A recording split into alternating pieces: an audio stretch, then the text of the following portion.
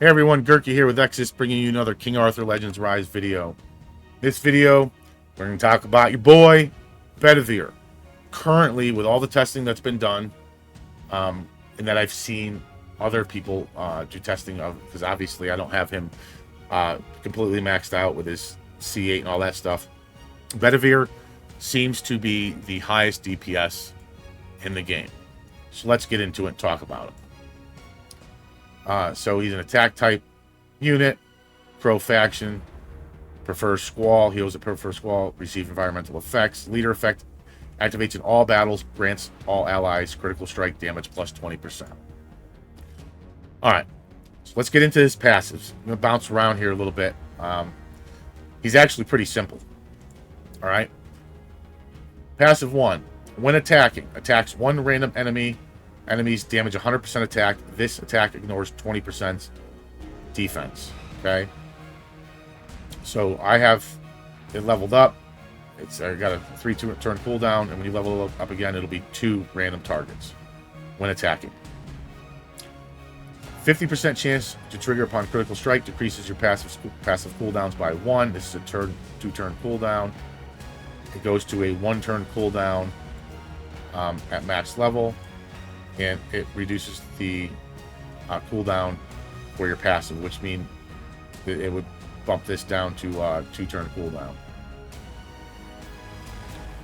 Veteran's Valor. When using skill 3, triggers ability switch if you have a debuff. If you have a debuff, it swaps the debuff to critical strike damage increase 2. Okay?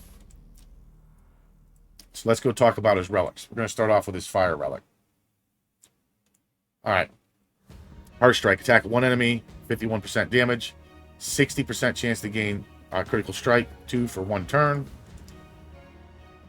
Red Fangs. Attack one enemy 2 times, damage 140%. Deals additional damage if the last hit is a critical strike, damage 70% attack. These numbers all go up. Twilight Haze. Attack one enemy 2 times, 178% damage. This attack ignores 5% defense. If you look, his S3 goes up significantly. It was at 52, 104, 130. Was that 308%? Frost. Heart Strike. Attack one enemy, 51%, 60% chance for critical strike. Gains critical strike. Crit strike rate increase for 2 for 1 turn. Attack enemy for 126% damage. Deals additional damage if the last hit is a critical strike, 126%. Pretty sure this is the strongest weapon, and this is pretty much the go-to for BEDIVERE.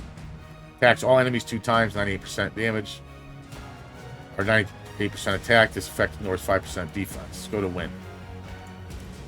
Same thing as the previous two.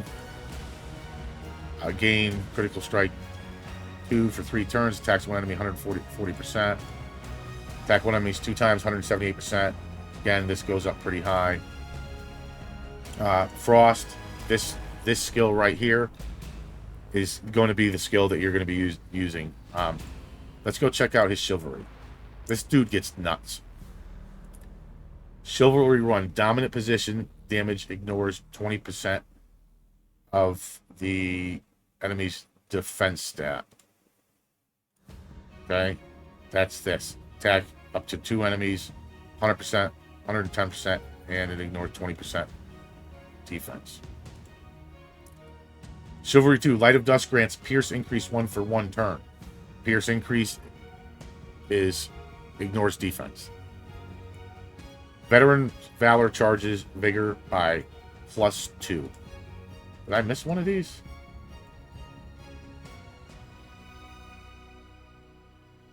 Oh, that's added to it. That's nice. Skill 3, damage ignores 10% of the enemy's defense stat. If you have enough vigor, then you could, depending on how your gear is set up, you could potentially switch over to skill 3 for that one. When an ally is attacked, if this hero has crit strike damage increase, deals damage based on attack to all enemies, 1 turn cooldown. So listen, This dude is nuts. Absolutely nuts. So you're going to want to build him with as much attack, as much crit damage as you can, especially if you're going to be using the Frost Relic in this, because he gets critical strike rate increase too. So you're going to want to get some substats. You're going to probably want to get his crit rate up to 30-40%. Ideally, you're going to want to get everything up to 100%, but if you're continuously using this, he'll attack one enemy, then he'll do the bonus attacks as well. And the closer you can get to 100% crit, he'll do the extra 126% damage as well. And like I said, this dude gets absolutely bonkers. And as far as content, he's another one of those units that can be utilized in every piece of content. Even if you're fighting weak element, as long as you can keep him alive, he's going to put out the damage. I just have a basic set on him. I have speed and counter set.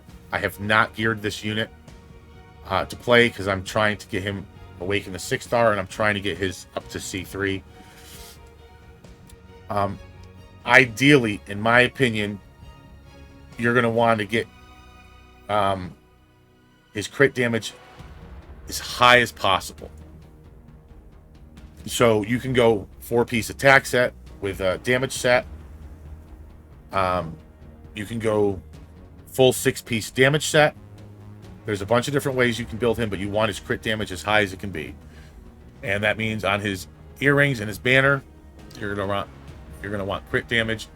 On the banner, I have not tested it out yet, but the banner is the only piece of item that can roll Pierce as a main stat, and I have not tested it.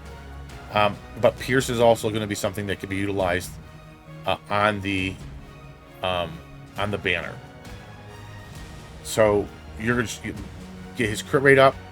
You can do like depending on what your banner roll is, you can do a crit rate banner or a crit rate earrings, and then do the other one crit damage.